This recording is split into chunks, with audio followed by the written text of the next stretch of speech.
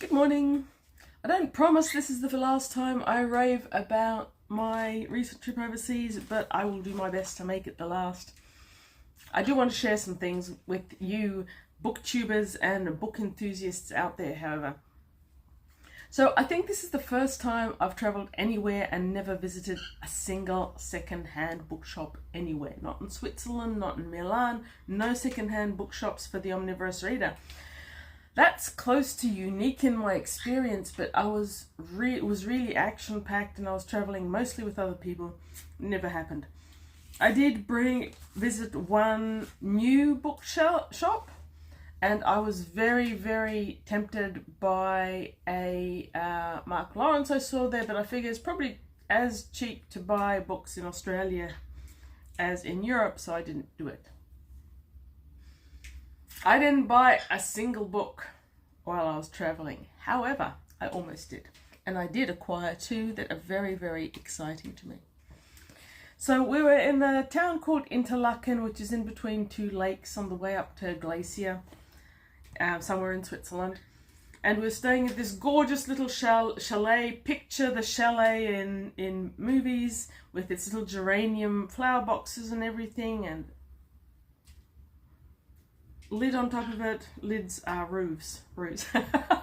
And a beautiful peaked roof on top of it. Anyway, it was a great place. I got down early for breakfast, and in the TV room, lounge room area, there's a bookshelf. Not shop, shelf. As you see in many of these small, more intimate hotel styles, guests leaves books behind the hotel, puts the books on the shelf. I've been lucky with these shelves in the past, so I had a close look. Half of it was mostly in German or French. The other half had English books, all the usual suspects, slightly oldish books that weren't that exciting even when they were published. There was, of course, a Dan Brown. Sorry. And a few newer books that didn't really interest me. Somewhere in the middle there, however, I saw these two spines and my heart leapt. My son SFF heart leapt when I saw Andre Norton's Stargard and Andre Norton's Forerunner Foray. They're old, they're in good condition. The spines look good. They don't look too faded. Sorry, I'm not doing this again though. And the pages have a flexibility that older books in Australia often lack if they've been too fried by the heat. So I was quite excited by these two, and I actually went to the desk and I tried to buy them. I offered to buy them, I wanted to buy them, much like Natasha said to Matthew in 1602, if you know it, and if you don't, you should read it. I was willing to buy them. They gave them to me. They said, oh no, don't worry, these are just books that were left behind. So I took them, and I haven't read them yet, I didn't have time, but when I sat down to have a look at them, I realised that while there is some napping around the covers there that might take them off the radar for book collectors, they are quite old. If you look down at the bottom of the spine, a thing that I've started doing since I've been following Jules Burt's channel, you see those ISBN numbers, they don't really do that anymore. And then, as a kicker, I opened them up, and they are both signed to Andreas by Andre Norton. Now, I'm going to just assume for the sake of argument this signature is true. I don't know who Andreas is, or Amadeus, or whatever it is, but I don't think I like Andreas's taste very much. The spines are so clear that I would swear they've never been read. It looks as if maybe someone opened them at some stage and had a glance through, but it doesn't look like someone read them, and they certainly didn't read them like with love. So I'm really excited about these. These are two Andre Nortons I've never read. They've got that spectacular cover art. And this one is first paperback publication as well. So really excited about all that. I got them home. I put them on my to-read shelf. Oh, this is wraparound art, by the way. This goes all the way around. So, hey, that's just stunning.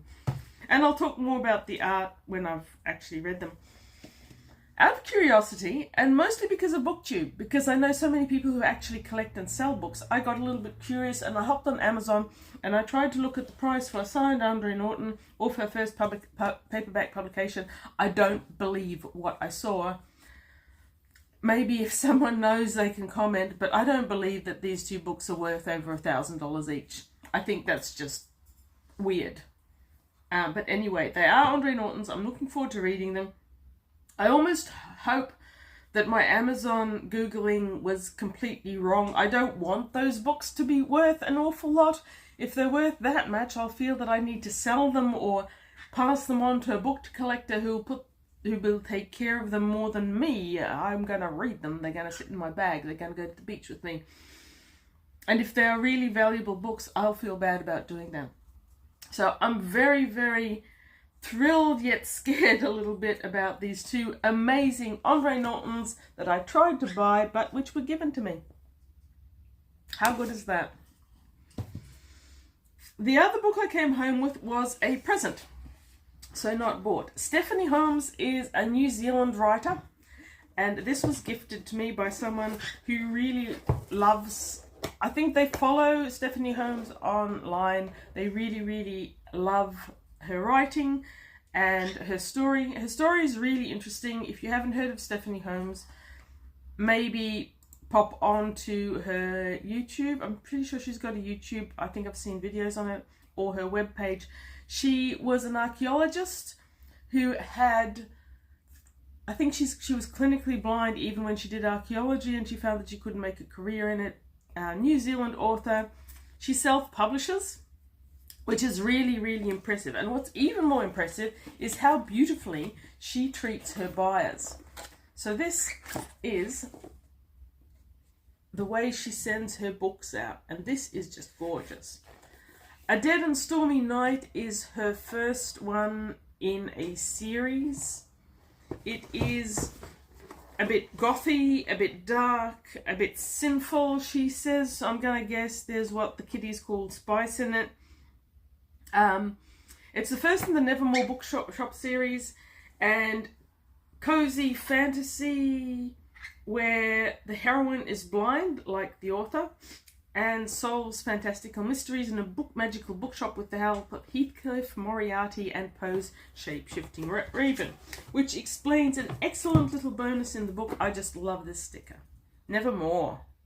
Nevermore. I love that poem. The book also is gorgeous. So a lot of self-published books aren't. You see them in second-hand shop all the time. You can tell from their glossy paper, their strange font choices, how close to the edge of the pages the letters go. You can tell that there wasn't too much professional publishing that went into them. No criticism. If you're self-publishing, I am not criticizing you. And I have a good half dozen or more books that I have bought that were self-published, some direct from the author, some from other places, mostly op shops, I'll admit, because that's where they end up. One, I believe, from Book Fair. But not Stephanie Holmes. Stephanie Holmes creates the most gorgeous, lush covers. You've got gilded edges, and I admit I'm a sucker for gilded edges on the book. I've got some really old ones with that still. You've got inserts. You've got, in this case, another signed book. But yeah, the whole package comes as beautiful, and you've got little illustrations over the chapters that I will show you when I find one. So I am quite excited for that. I used to read a lot of the more gothic type stuff, and I haven't recently. So this is going to be the one that I get to when I am in the mood for it. I think this will be very much a mood read for me, and I am looking forward to it. So I went on holiday for a couple of weeks. I didn't visit any secondhand bookshops. I need to make life choices here. But I did come back with 3 very beautiful, signed, wonderful books. And thank you for watching. And read books. See ya.